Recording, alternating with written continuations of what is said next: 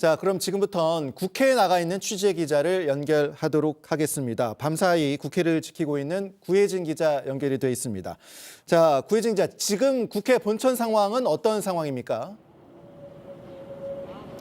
더불어민주당은 아침 7시쯤 의원총회를 마치고 결의문을 낭독했습니다. 먼저 윤석열 대통령의 비상계엄 선포는 내란행위로 탄핵 사유라고 했습니다.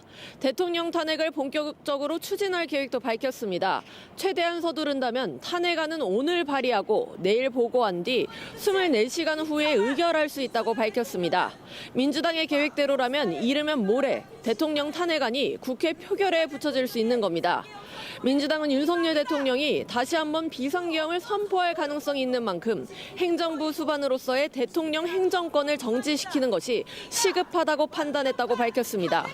또 계엄을 건의한 김용현 국방부 장관에 대한 책임을 문책할 계획이라고 밝혔습니다. 민주당 의원들은 전원 국회 경내를 떠나지 않기로 했습니다. 또 국회 본회의장을 3교대로 나눠서 지키겠다고 밝혔습니다. 국민의힘은 7시부터 비공개 최고위를 진행하고 있습니다. 8시부터는 의원총회를 열 계획인데요.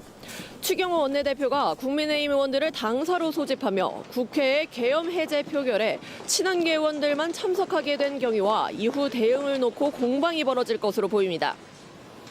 네, 온 국민의 시선이 이제 국회로 쏠릴 수밖에 없는 상황인데 어젯밤 사이 구혜진 기자도 국회를 지키고 있었습니다. 계엄군이 국회에 들어왔던 긴박했던 상황을 다시 한번 전해주시죠. 네, 계엄군에는 어젯밤 11시에 소집령이 통보됐습니다. 이후 이곳 2층 창문을 통해 국회 본청에 진입을 하려고 시도를 했습니다. 이 과정에서 국회에 진입하려는 계엄군과 이를 막으려는 국회의원 그리고 보좌진 등이 대치하는 상황이 벌어졌습니다. 하지만 새벽 1시쯤 국회에서 계엄 해제 요구안이 통과되자 새벽 1시 30분쯤 계엄군은 국회에서 철수했습니다.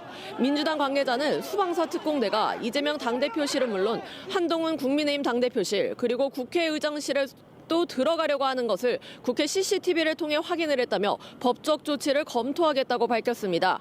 지금까지 국회 본청 앞에서 JTBC 구혜진입니다.